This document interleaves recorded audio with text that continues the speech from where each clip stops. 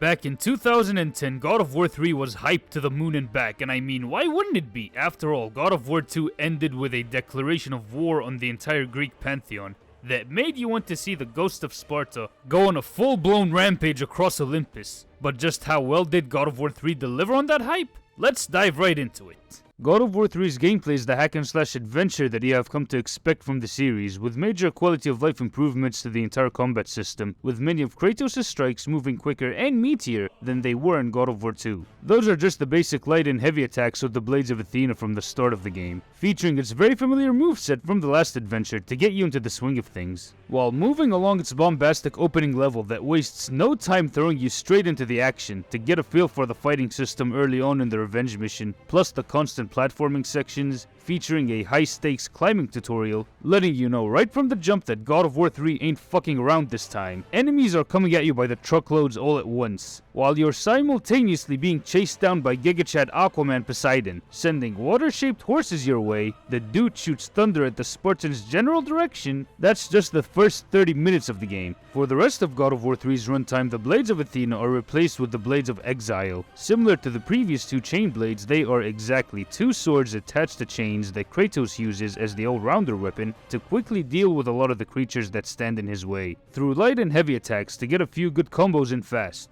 with an added grapple attack that Kratos has to get close to a lot of the enemies, a lot like another mechanic in another 6th gen action game. With this one, Kratos ends up slamming into the enemy to prevent the combo from dropping. Next up, we got the Claws of Hades, obtained through the brutal manhandling of the god of the underworld himself. Despite them having the same base function as the Blades of Exile, on the flip side, the movements it pulls off are a lot on the heavier attack side of the spectrum, as the moves are a lot tankier than the Exile Blades, with added crowd control attacks that allow Kratos to have the Twin Kusurigama form around him in a flurry, having the Ghost of Sparta shield himself from incoming enemy attacks. It comes with its own grab that summons skulls to stun any surrounding foe. Then we get the Nemean Cestus, a pair of heavy gauntlets Kratos acquires later on in the adventure, which acts as the game's heavy hitter, delivering crushing blow after crushing blow, grinding each and every creature or Olympian you face into dust. Only one attack has the chain attachment. Lastly on the list, we got the Nemesis Whip, another set of chain blades crafted by the smithing god Hephaestus that deal a ton of lightning quick attacks that electrocutes all enemies with each strike, that has a lot of moves similar to the ones that came with the Blades of Athena. And the grab is the same deal as the Blades of Exile. You're able to switch between all of these weapons quickly on the fly without the need for pausing the game and going through menus to change weapons, taking inspiration from how DMC weapon switching works. When it comes to the magic system, they decided to make each spell attached to a specific weapon, with the first spell being the Shield of Sparta, from the Blades of Exile, where Kratos summons the army of his fallen comrades of Sparta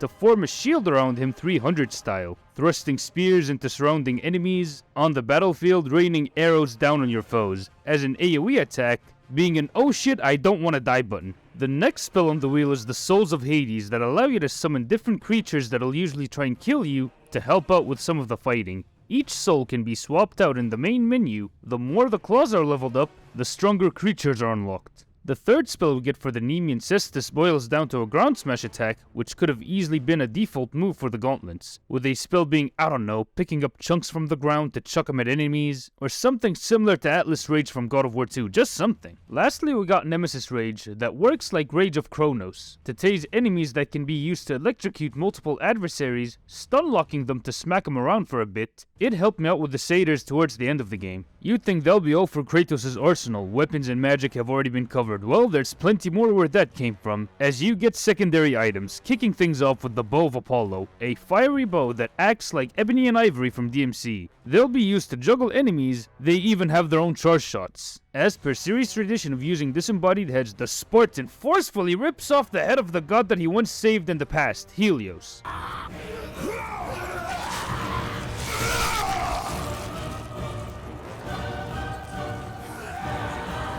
where he uses the sun god's head as a flashlight in dark areas. He can also use it as a flashbang grenade to stun adversaries in place. With a large explosion, the thing can uncover chests and areas. Lastly, we got the Boots of Hermes that Kratos has kindly borrowed from Hermes, am I right?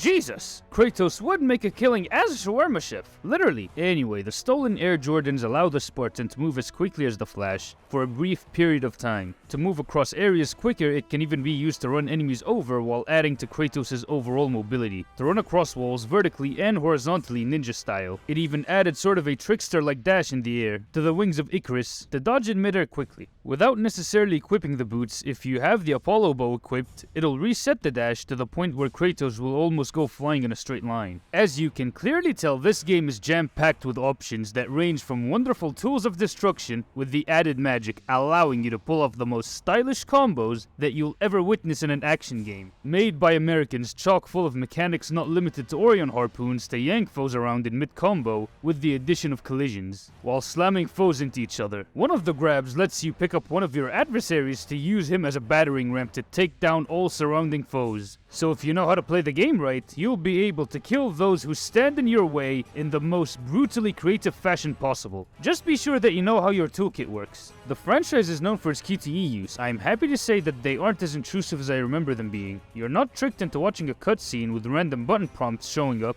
It's something you can choose to initiate or ignore them completely. For the most part, when it comes to regular combat, where the circle button shows up on weakened foes, as for the prompts, face buttons are put on screen in the same exact spot as the controller layout. You even get some time to react to the buttons, with the QTEs replenishing a specific resource like health, magic, and Spartan Rage. However, all of the bosses have to end with a QTE finisher. Oh, it wouldn't be a God of War game without one of these QTEs. Believe it or not, this is technically the Aphrodite boss fight. Yeah, let that sink in. It's optional, and I feel bad for poor Hephaestus by going through with this. Aphrodite, I knew you.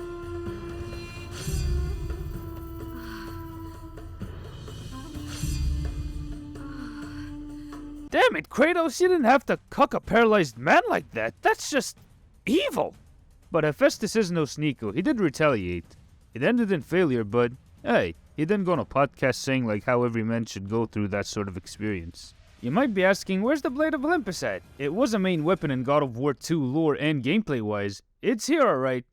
It's the goddamn Rage Mode. Why the fuck would one of the most overpowered greatswords in gaming history be reduced to Rage Mode instead of a main weapon?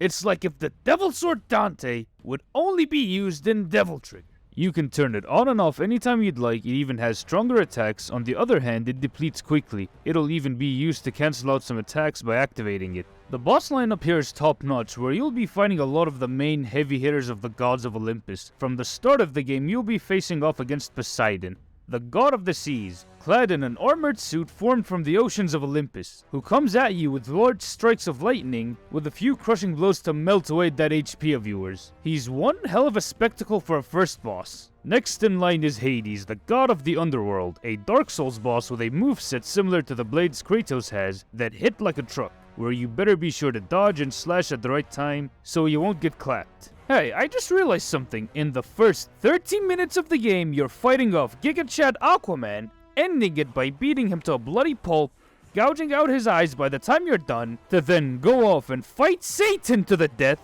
for it to be concluded by stealing the devil's own soul, using his own instruments to do so. And that's just the warm-up.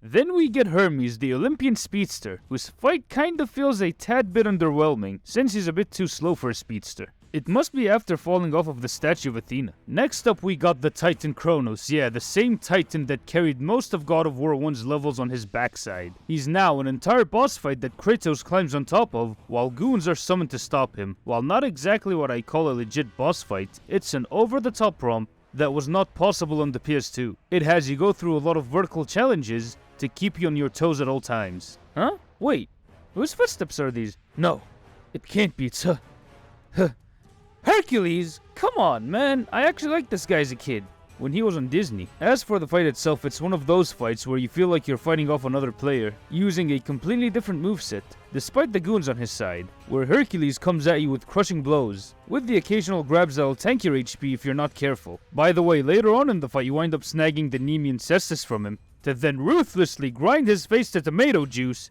till you smash his lifeless corpse into the basement.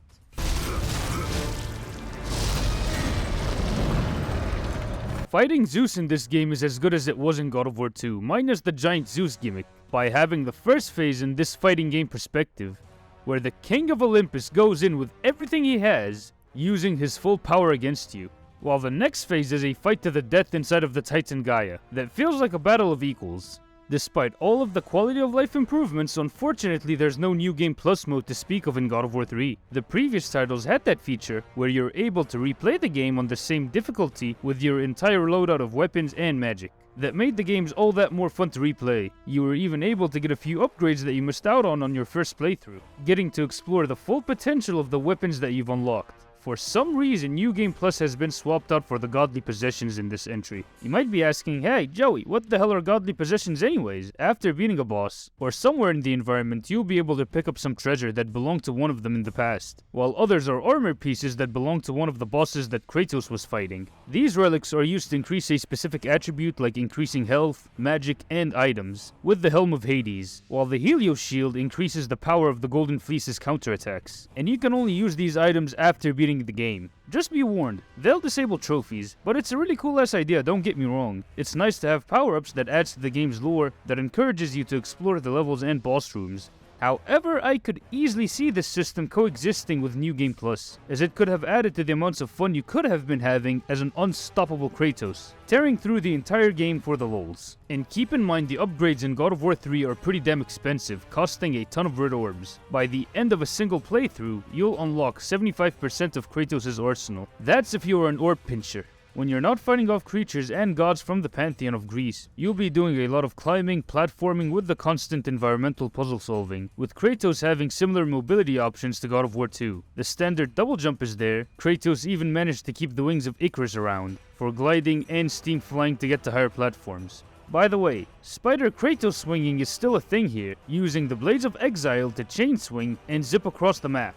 The climbing is intense in God of War 3. In almost all sections there will be enemy types waiting to knock the Spartan to his death, most of the time never leaving a dull moment in this title. The puzzle segments of God of War 3 vary in complexity. Some of them can be solved in under 5 minutes, while some can test your intelligence without going on the annoying side. God of War 3's gameplay is a well redefined and polished upgrade to the tried and true hack and slash formula that put the series on the map, by adding a ton of quality of life improvements to the game mechanics, putting in more depth to the combat system, making it the best action game made by Americans. God of War 3 is a direct sequel to the events of God of War 2. Hell, the opening cutscene is a high-definition recreation of the last game's ending, where the plot is the crescendo to the heavy metal opera starring a fully pissed off and unhinged Kratos, who has fully descended into madness, as his mission is to simply kill Zeus, to get some much needed payback from the Olympians for all their lies, deception, and broken promises, with the Spartan warrior leading the Titans up the top of Mount Olympus to have a shot at killing Zeus. Most of the Titans are easily wiped out by the gods to then have Kratos murder Poseidon, reaching the King of Olympus. The God of Thunder shoots the injured Gaia, who can't hold on much longer.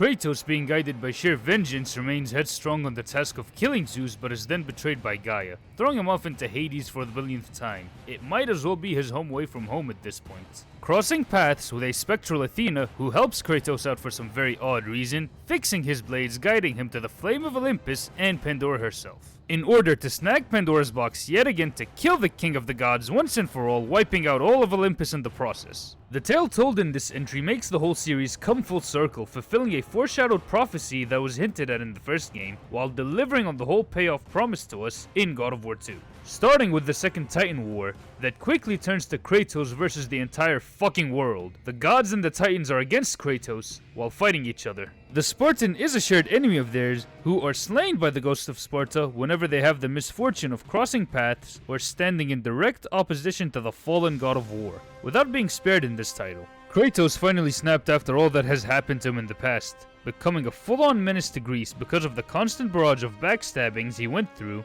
from losing his entire family, and I mean his whole kin, to being used and manipulated like a puppet by the gods and titans, till his final betrayal by Zeus that involved the destruction of Sparta itself. This man will be taking no prisoners whatsoever. If you go into God of War 3 without prior knowledge of the series, you'd think that Kratos is just an irrational madman who's only out for blood. However, players who have played the games that came before already know that this was a string of piled up frustrations that led to frantic rage and even bloodlust, that is being unleashed by the Spartan all at once. As he goes on a full rampage across all of Olympus, you really see where Kratos is coming from. However, the game makes it abundantly clear that he has completely lost all sense of compassion and humanity for all human life, by having no qualms killing innocent humans if they just get in the way. All he sees is the death of Zeus by any means necessary. One thing I do like about the plot is the fact that there are some Olympians who are against Zeus, like the Smith god Hephaestus, trapped in Tartarus and Hades in a deformed state.